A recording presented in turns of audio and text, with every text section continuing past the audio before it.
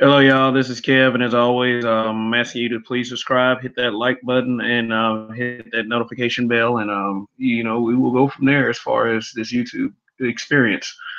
I just want to talk about something that is occurring in my state of Alabama. The Southern Poverty Law Center, known for seeking just racial inequality and otherwise, is suing the state of Alabama. They're not suing the state of Alabama for something like police brutality or, like, I would say, the unlawful arrest. Well, the unethical arrest of many young black men in Dothan, Alabama, through drug planning and, amongst other things. They're suing the state of Alabama over traffic tickets. The state of Alabama and the Department of Public Safety, because they feel like, they're suing over thousands of suspended licenses. Suspended licenses and traffic tickets. And what I'm thinking is basically, there's two sides to this. Okay, there are a lot of people that just will not pay traffic tickets, and when you don't pay a traffic ticket and you don't go to court, I mean, there's many things you can do. Or you can pay the ticket. You can set up a payment plan if paying that lump sum is too much for you. Everybody, I've done it in the past. Tickets, excuse me, but it's just that okay, if there's an injustice that is afoot, and I'm sure there's plenty of profiling and unfair ticketing, that's fine. I will get behind you. I will support this cause. But it's just the way they're framing the conversation. Take a look at this. All right, look at this headline right here. S sues Alabama for unlawfully suspending thousands of drivers' licenses. Yeah, and they got the little picture here, and I can tell you from my experience with my issues with traffic tickets and suspended licenses. I think I've had my license suspended 3 times because I would not pay traffic tickets. And like all of the traffic tickets, maybe one, maybe I felt like I didn't deserve. But for the most part, I deserved all the traffic tickets I got. The one I didn't deserve, I actually on the court date that was on the ticket, and I felt like the man was wrong because he said that I should not have turned right on red. And I was like, well, dude, I was like, all right, I'm dissatisfied with this. I took a picture of the interstate intersection, that showed that this particular intersection does not have a stop sign, like a do not turn right on red stop sign or whatever. So I took these pictures that I took to the court, and then I also took a picture of an intersection that did not, that also, like, that had the don't turn on red sign for them to court. And what happened was we got in court and explained all of this, and he said that he told the judge that I made a U-turn. And the judge said, well, the ticket says failing to yield right of way. You said U-turn. It's like, what are you talking about? So the judge threw the ticket out of court. That day in court, up until my case came up, the court was turning away all these people talking about the ticket. Now, see, there were people that were actually doing something about their tickets when they felt like it was unfair. They were showing up to court. What I don't understand why is other drivers didn't go to court. I mean, I understand sometimes you can't pay tickets, but there's phone numbers you can call. You know what time to be at the club. You know what time every sale is. You're on time for Black Friday. You're on time for various things, except for the shit that we supposed to do. But here's the framing of the conversation right here. They put, okay, this was the 19th of November, 2018. When LaKenta sees a police officer, her heart starts pounding. Oh, now we're starting to get these issues with police brutality. And okay, then the story says she begins to calculate how much it will bail herself out of jail for driving with a suspended license because she has to go to work. Now we live in the age of Uber, Lyft, even taxi. A single mother works the night shift in a warehouse 8 miles away from home.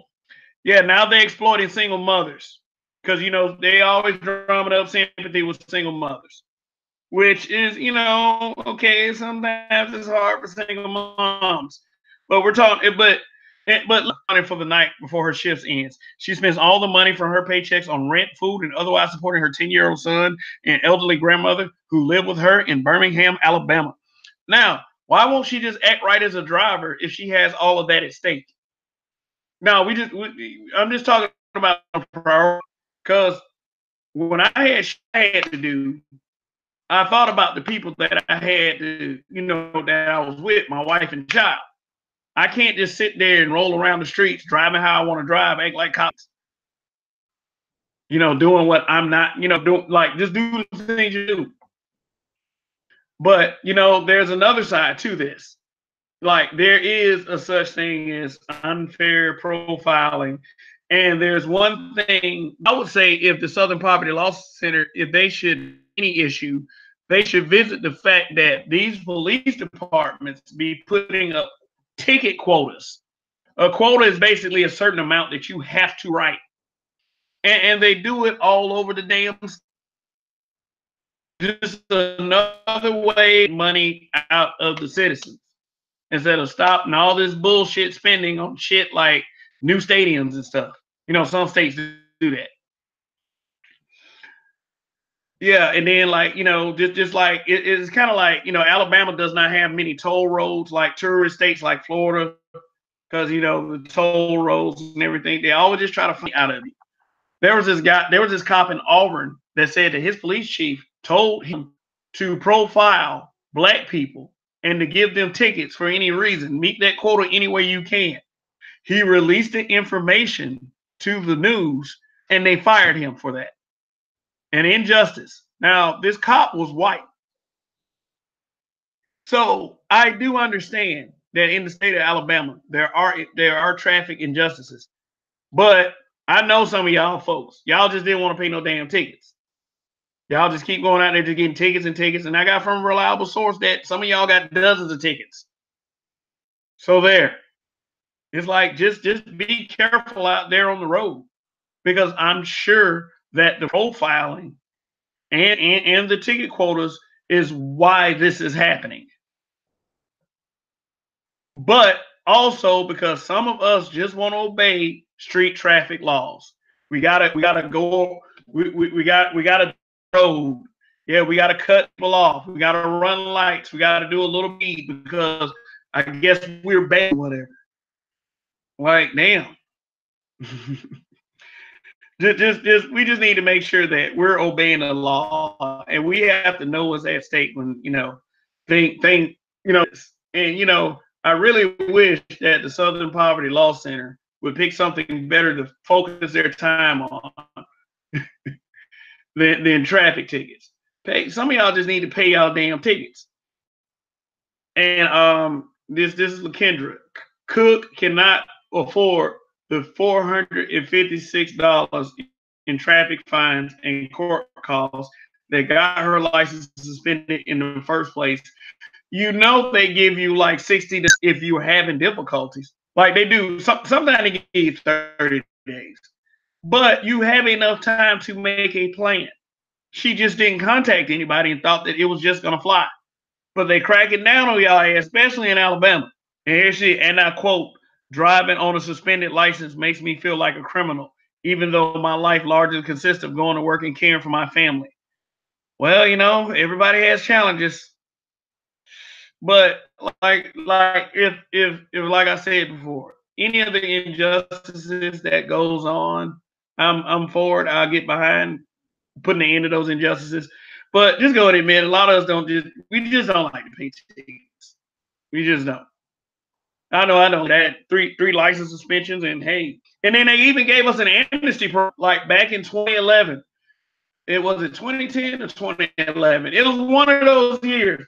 They gave an amnesty program in Montgomery, Alabama. They knocked out all the court costs and knocked your ticket costs in half, so you can come pay those tickets. Be done to get your license back. A lot of people took advantage of that amnesty program.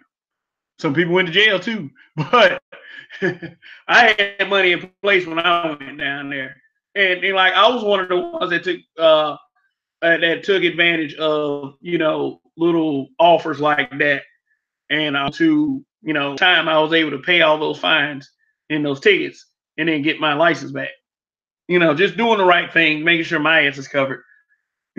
And the amnesty program was right on time, so we need to stop acting like we didn't have opportunities like this. Now they up here trying to sue in Alabama for traffic tickets instead of more important things. Yeah, well, I mean, it's whatever people think. I mean, it's whatever. But that's just what I think. I feel like that.